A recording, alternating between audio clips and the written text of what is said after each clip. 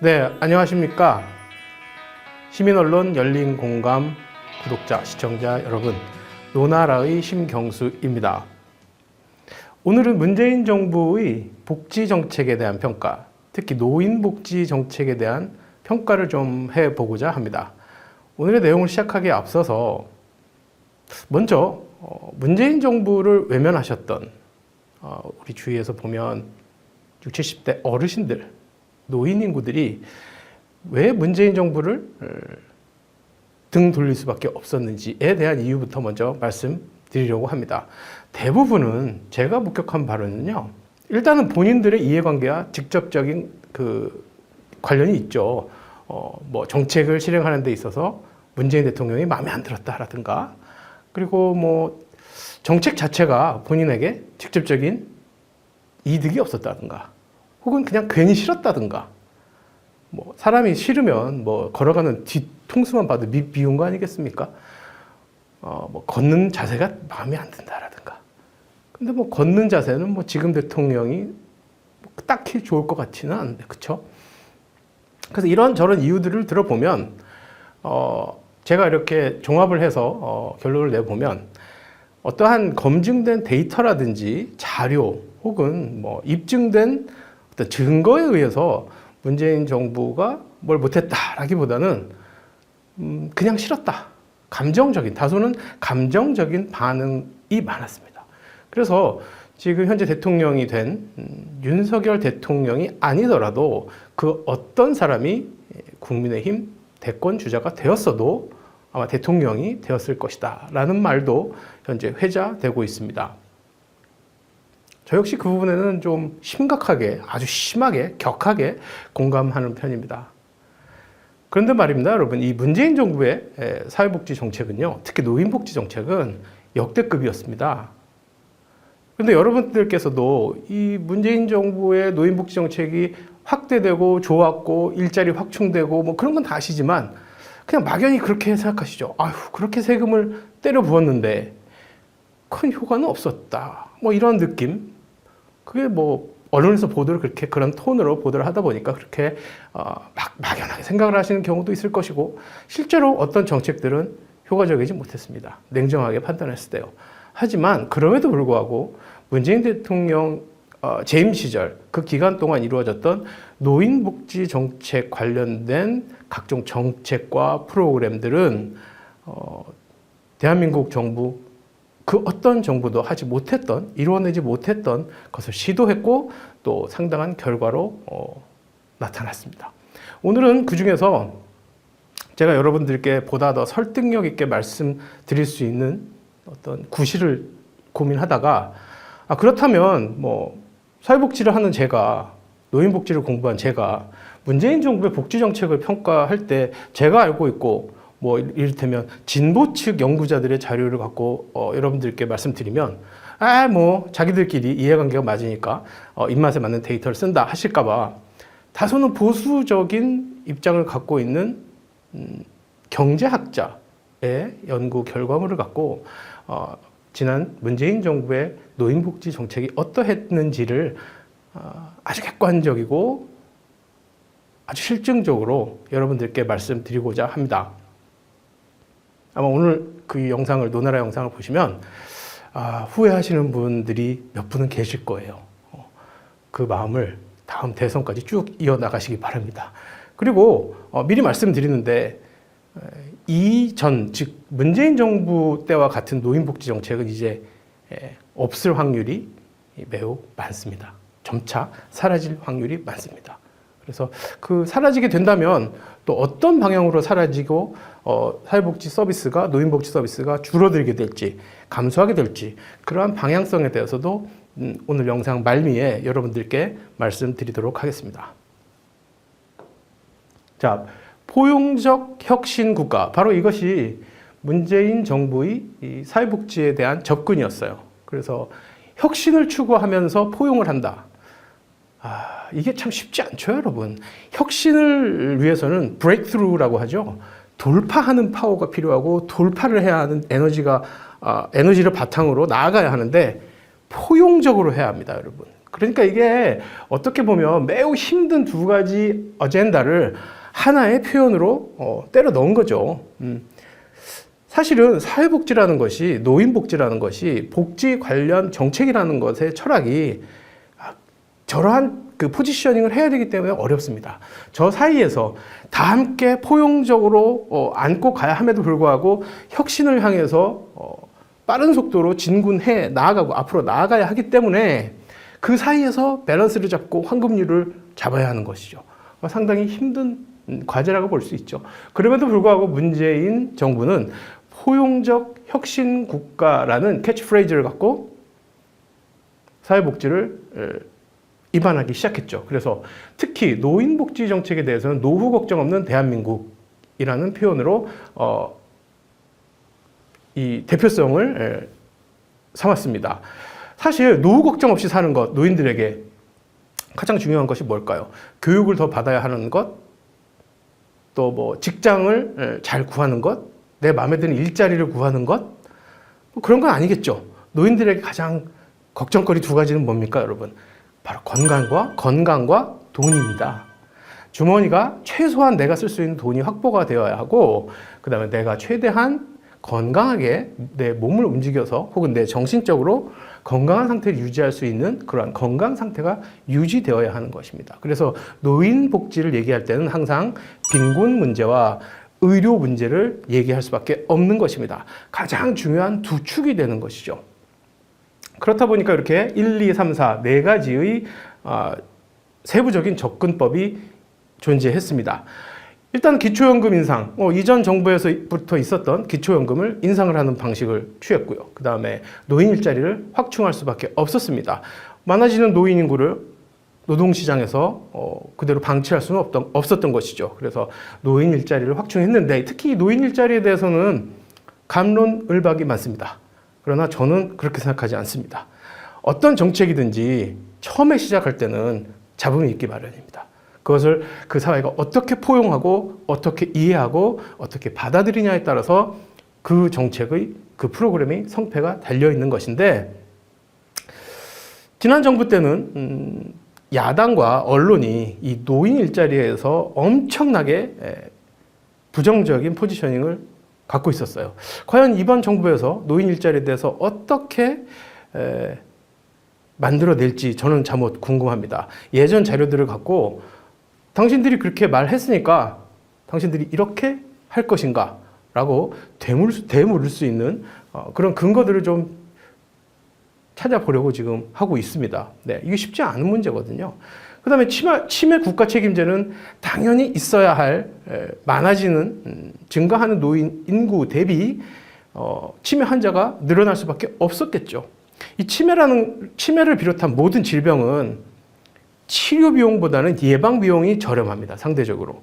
그래서 국가적으로 치매를 좀 더 예방적으로 접근하는 질병으로 분류하고 국가 책임제를 통해서 각종 치매 예방 프로그램을 실시했던 것이죠. 그리고 마지막으로는 취약계층 노인들을 돌보고 또 보호하는 여러 가지들을 확충하는 태도를 확보했습니다. 그래서 사회적 빈곤선 아래에 있는 사각지대에 있는 그러한 노인들이 최소한의 돌봄을 받고 사회적인 보호를 받을 수 있도록 사회적인 배려를 아끼지 않았던 것입니다.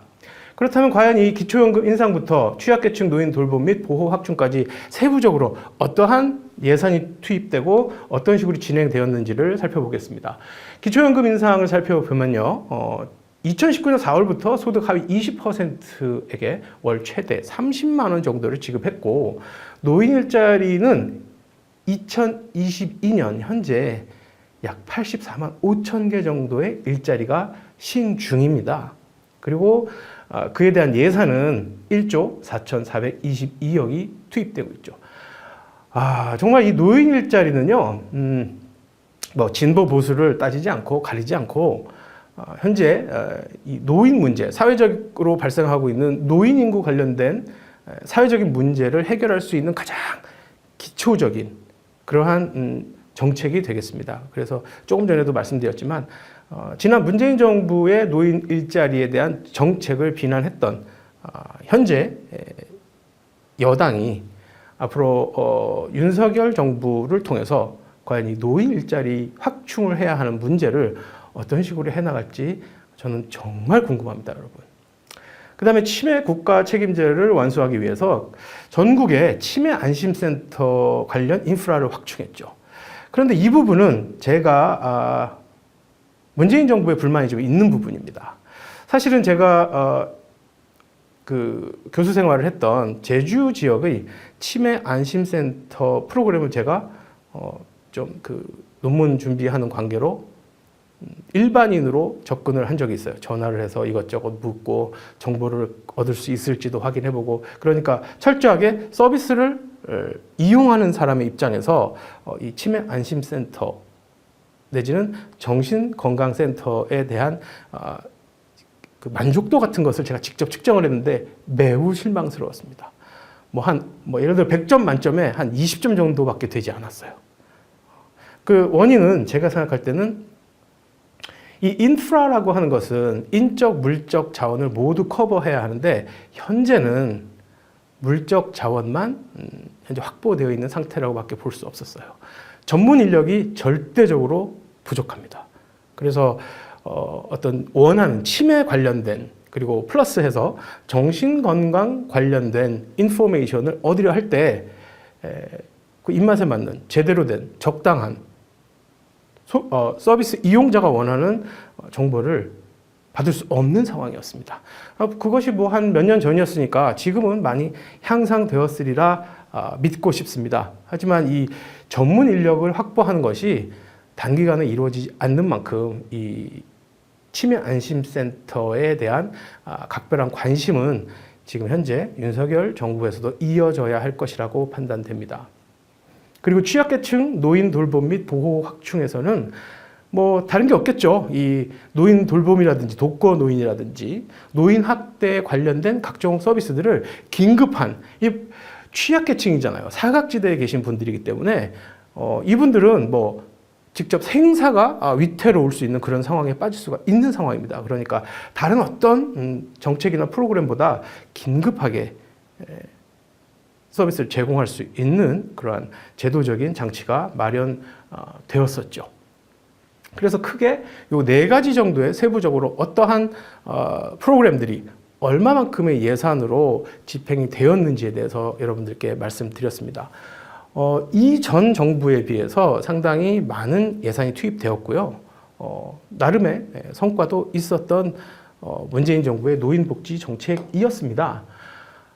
서두에서 말씀드렸지만 그렇다면 과연 이 문재인 정부의 노인복지 정책에 대해서 보수 진영에 있는 분들은 어떻게 생각을 하고 있는가 하는 자료를 찾다가 제가 이런 아주 재미있는 제목에 대해서 관심을 갖게 되었습니다. 이 제목이 얼마나 웃기냐면 제가 말씀 좀 드릴게요. 노인복지 정책이라고 하는 것은요, 여러분, 기본적으로 이 노인복지 정책이라고 하는 것은 복지에 관련된 예산, 복지에 관련된 정책과 예산을 얘기하는데 재정 건전성과 국가 부채하고는 상극인 개념이죠. 기본적으로 이 사회복지라는 것, 노인복지를 포함하는 이 사회복지라고 하는 것은 어떠한 그 산출을 위해서 투입되는 것이 아닙니다. 노인복지를 비롯한 각종 사회복지 정책이 어떠한 산출, 가시적인 결과물을 기대하는 것이겠습니까? 그건 아닙니다. 삶의 질을 담보하기 위해서입니다. 최소한의 삶의 질을 위해서 투입되는 예산인 것입니다. 그러면 최소한의 삶의 질을 위해서 투입된 예산이 어떻게 효과적으로 작동이 되었느냐? 어떻게 판단하겠습니까? 삶의 질을 어떻게 측정하겠습니까? 사회복지 시스템을 받은, 사회복지 시스템을, 노인복지 정책을, 노인복지 프로그램을 이용한 개개인들에게 물어볼 수는 없는 노릇이죠. 수치로 나오는 것들은 있죠. 빈곤율이 향상되었다든지, 건강 상태가 좋아졌다든지, 관절 환자들의 정도가 나아졌다든지.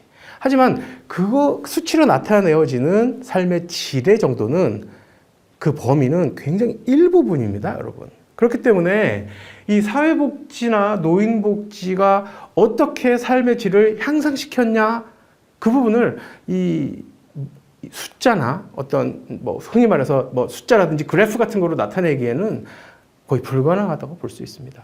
그럼에도 불구하고 이 국회 예산결산위원회에서 한반도 선진화 재단이라는 곳에 의뢰를 해서 2020년 2월에 이러한 연구를 실행을 했습니다. 그 용역을 받고 건국대 김원식 교수님이라는 경제학과 교수님이 하셨는데, 재미있는 것이 이분은 굉장히 보수적인 경제에 대해서 굉장히 보수적인 포지션을 갖고 계세요. 그러니까 대부분의 경제학자들은 사회복지에 대해서 경제를 갉아먹는 아주 사회 악 같은 존재다라고 좀 제가 심하게 말씀드리면 그런 포지션을 자세를 갖고 있는데, 건국대 경제학과에 또 최백은 교수님도 계시잖아요. 최백은 교수님은 같은 경제학을 하고 계시지만 또 이분과는 상반된 다소는 진보적인 경제학자로서의 입장을 갖고 계세요. 그래서 최백은 교수님은 사회복지에 대해서 굉장히 긍정적인 설명을 많이 해주십니다. 그래서 그것을 어떻게 보고 어떻게 접근하느냐에 따라서 사회복지의 입장이 달라지고 여러분들께 전달되는 것인데, 이 제목을 뽑은 것 자체가 이건 그냥 작정하고 문재인 정부의 노인복지 정책, 노인 정책을 나쁘다라고, 이거 사실 미치는 부정적 영향 이렇게 붙이고 싶었는데 차마 그렇게 못한 거예요. 그냥 이렇게 한 거예요. 재정 건전성, 당연히 예산을 투입하면 재정 건전성은 나빠지죠. 국가 부채에도 영향을 주죠. 좋지 않은 영향을. 이건 누가 봐도 뻔한 거예요. 근데 이런 거를 2천만 원짜리더라고요, 이게. 그런데 제가 이 제법 두꺼운 볼륨이었는데 제가 그 내용을 봤는데요. 뭐 이렇게 말씀드리면 제가 좀 저분에게 뭐 좀 나쁜 말을 들을지 모르겠는데, 제가 진행했던 1,000만 원짜리 그 용역보다 그렇게 많은 에너지가 들어간 것 같지는 않더라고요. 그러니까 기본적으로 경제학자가 할 수 있는 경제 수식을 쫙 넣어서 비교를 해서 그냥 건전성과 부채에 별로 좋지 않은 영향을 미친다. 이게 끝이에요. 이러한 빅데이터들을 좀 사용을 해서 통계 처리를 해서 수식 넣고 했더라고요. 그러니까 그 정도는 뭐 제가 좀 건방을 떨자면 나도 뭐 좀 할 수 있겠던데 뭐 이런 생각이 좀 들었습니다. 죄송합니다, 김원식 교수님. 네. 그 내용 중에 이 논문이, 이 연구 결과가 몇 개가 있어요. 오늘 뭐 그 내용을 다 여러분들께 전달해 드릴 수는 없고요. 1인당 그 중에 하나를 보면요. 1인당 소득 증가와 상대적 빈곤율 사이에는 정적인 인과관계가 형성된다라고 결론을 맺었습니다. 이것이 무슨 말이냐면 1인당 소득 증가, 우리 국민의 1인당 소득 증가와 상대적 빈곤율 사이에는 정적인 인과관계, 즉 1인당 소득이 증가하면 할수록 상대적 빈곤율 역시 증가한다라는 플러스 정적인 인과관계가 있다는 거예요.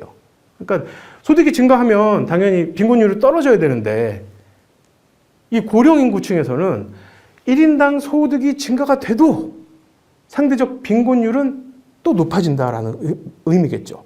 그래서 그 원인을 분석해서 결과로 풀어낸 것이 이 표현입니다. 고령인구층 내의 분배 구조적 문제로 인해서 소득 불평등 문제가 개선되지 않는다는 의미예요. 그러니까 1인당 소득 증가가 아무리 돼도 노인층의 이 소득 불평등 문제는 개선되지 않는다는 겁니다. 이 분배 구조적 문제라는 건 결국 뭐겠습니까? 빈익빈 부익부입니다. 소위 빈부격차가 엄청나게 심해지고 있다 하죠. 우리 사회의. 그렇다면 인구별로, 계층별로 마찬가지로 그 계층 안에서의 빈부격차도 벌어지고 있는 것입니다. 점점 이렇게. 그래서 이 보수적인 경제학자가 쓴 이 논문의 밝혀낸 결과 중 하나인 요 내용을 개선하기 위해서, 낫게 하기 위해서 제안한 것이 바로 이 노인 노동 시장의 활성화를 통한 노인들의 자립 능력 강화입니다. 여러분 생각해 보세요. 노동 시장 활성화를 위해서 결국은 자립 능력을 강화한다는 거예요. 자립 능력. 이거 어디서 많이 들어본 표현 아니에요?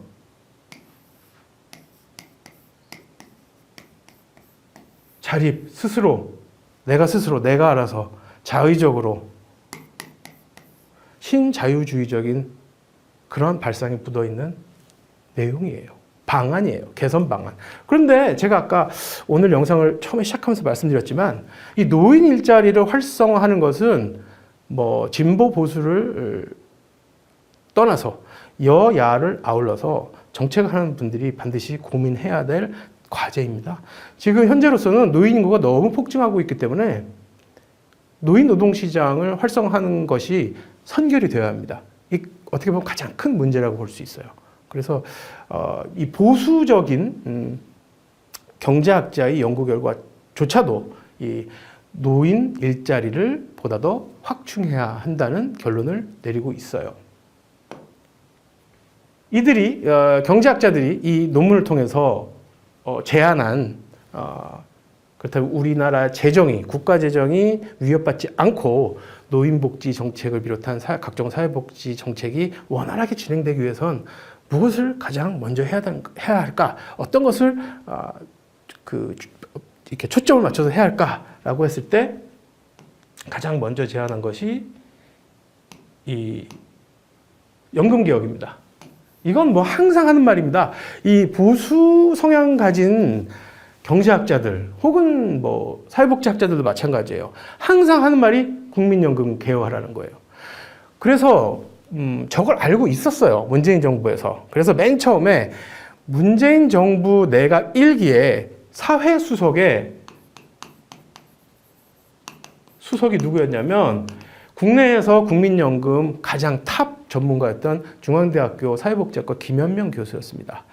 그분이 그 사회 수석으로 들어간 이유는 이러한 국민연금에 대한 각계의 개혁에 대한 의지를 좀 돌파하고 또 그에 대한 그 욕구들을 좀 순화하고 설득하려는 그러한 포석이었지 않나 싶습니다. 뭐 전 개인적으로 저희 선배님이신데 뭐 이전 영상에서도 제가 뭐 어디선가 말씀드린 적이 있는데 뭐 국민연금 쪽에서는 우리나라에서는 가히 최고 권위자라고 할 수 있습니다.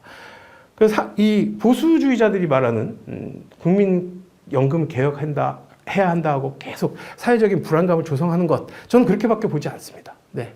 이분 논리로, 김현명 교수의 논리는 충분히 이 개혁에 대한 어떤 그 불안감을 조성하는 이들에게 설명을 할 수 있는 충분한 어떤 그 아젠다를 던져주고 있기 때문이죠. 그렇다면 또 다른 입장, 진보적인 입장에서는 문재인 정부의 사회복지 정책 및 노인복지 정책을 어떻게 평가하고 있는지 보시겠습니까?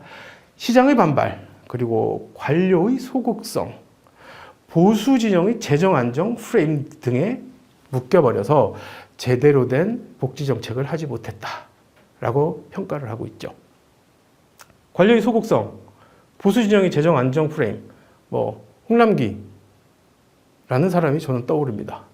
결국 여기에 발목이 잡혀서 문재인 정부에서 보다 더 많은 복지 정책을 확충할 수 있었음에도 불구하고 실패할 수밖에 없었습니다. 그렇다면 제가 지금까지 설명드린 것처럼 이 보수 진영의 경제학자 연구 결과처럼 우리나라의 노인복지 정책이 그렇게 엉망이었나? 진보 쪽에 연구자들이 말하는 것처럼 그렇게 아무것도 할 수 없었나? 최근 3대 정부의 노인복지 예산 증가 추이입니다, 여러분. 이거 조금 설명드릴게요. 일단 여기가 지금 이명박 정부입니다. 2조 624억 원입니다, 여러분. 일단 이 폭만 봐도 벌써 아실 수 있잖아요. 네. 그리고 박근혜 정부입니다. 4조 2,778억 원입니다. 문재인 정부입니다. 벌써 일단 이 폭이 넓으니까 벌써 많이 투입된 걸 알 수 있죠. 무려 16조. 2020년에 16조 이상을 찍었어요. 그리고 현재 2022년 자료에는 20조를 찍었습니다. 아니, 이명박 정부의 요만큼, 박근혜 정부의 요만큼, 문재인 정부 이만큼 올라갔어요. 근데 왜 문재인 정부가 노인복지 정책에 대해서 엉망으로 했다고 하시는 거예요? 사회복지 정책, 노인복지 정책은 제가 말씀드렸잖아요. 효과성을 측정하기가 쉽지 않다고. 이렇게 예산이 많이 들어간 이유는 국가 예산을 낭비하기 위해서 막 때려 붓고 뭐 세금 폭탄을 뭐 겁내하지 않고 국민들에게 세금을 막 걷어서 사회복지 예산을 막 집행하고 그랬던 게 아니에요. 이 시기를 거치면서 사회적으로 가장 문제가 됐던 게 뭡니까? 어떤 사회적 현상이 일어났습니까? 저출산 고령화가 심화됐습니다, 여러분. 노인 인구에 대한 사회복지 서비스가 사실은 이때부터 준비가 되었어야 합니다. 그러면 아마 대동소이하게 예산이 투입될 수 있었겠죠. 그나마 긍정적인 것은 박근혜 정부 때는 보수 정권임에도 불구하고 사회복지에 대한 예산만큼은 집행을 실질적으로 했어요. 그 부분은 참 고맙죠. 네. 그만큼 문재인 정부의 힘을 좀 덜어주었으니까. 어쨌든 문재인 정부는 과거의 어떤 정부보다 상당한 예산을 집행하고 노인복지 정책의 안정을 꾀했습니다.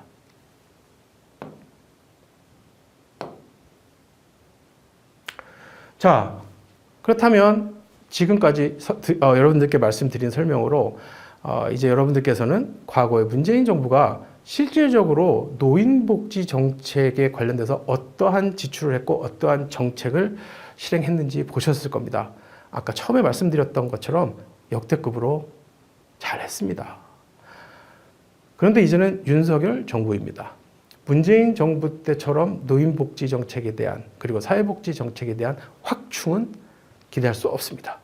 그렇다면 지금껏 나왔던 과거 정부, 문재인 정부 때 보수적인 색채를 갖고 있는 연구자들이 사회복지에 대해서, 특히 노인복지에 대해서 어떠한 제안을 했는지에 대해서 한번 살펴보시죠. 아마 이것이 현재 윤석열 정부의 노인복지 정책에 대한 방향성을 이해하는 데 근거가 될 수 있지 않나 싶습니다. 일단 의무 지출을 축소합니다. 국민건강보험, 노인 장기 요양보험, 기초연금 등 공적 연금에 대한 개혁을 통해서 국가가 의무적으로 이제 법적으로 정해져 있어서 지출을 해야 되는 것을 줄일 겁니다. 예산을 안정적으로 운영한다는 핑계를 대고 말입니다. 그리고 노인 노동시장 활성화할 겁니다. 아까 말씀드린 신자유주의. 각자 일할 만큼 일하고 벌 만큼 벌 수 있는 노인 노동시장을 활성화하겠습니다. 그리고 노인 연령의 상향 조정도 꾀할 수 있습니다. 현재 65세에서 70세 정도로 끌어올릴 수 있습니다. 이 모든 것은 노인 인구에 대해서 서비스를 줄이겠다는 얘기입니다, 여러분. 유지도 아니고, 아시죠? 유지, 유명한 유지. 그 유지도 아니고 대폭 축소하겠다는 의미입니다. 더 이상 오늘은 드릴 말씀은 없는 것 같고요. 윤석열 정부를 통해서 이러한 방향으로 노인복지 정책은 앞으로 점점 축소될 것입니다. 그 가운데서 여러분들께서 꼭 잊지 마셔야 할 것은 내가 갖고 있는 사회복지 서비스, 내가 이전에 가졌던 사회복지 서비스에 대해서 또 노인복지 프로그램의 혜택에 대해서 부족한 부분을 정부에 요구하는 것은 여러분들의 권리라는 것입니다. 정부가 주는 대로 받지 마십시오. 이전 정부가 준 만큼 현 정부에도 요구하십시오. 그것이 여러분들이 갖고 있는 투표권만큼 중요한 사회권의 중심적인 아이디어인 것입니다. 오늘 노나라 영상을 통해서 과거 문재인 정부의 노인복지 정책에 대해서 간략하게 알아봤습니다. 다음 영상을 통해서는 조금 더 알차고 유익한 내용을 준비해 보겠습니다. 감사합니다, 여러분.